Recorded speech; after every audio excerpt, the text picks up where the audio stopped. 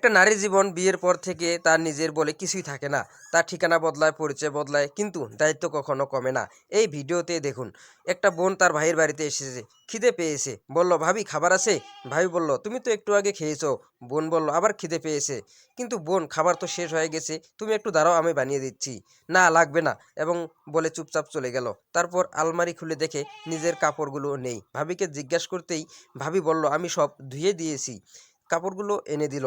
বোন বলল, তোমাকে কতবার বলেছি আমার কাপড়ে হাত দিবে না। ভাই ঠিকই কথা বলে, তুমি একটা পাগল। ভাবির সেই এক কথা উত্তর হয়তো অনেক নারীর মনের কথা।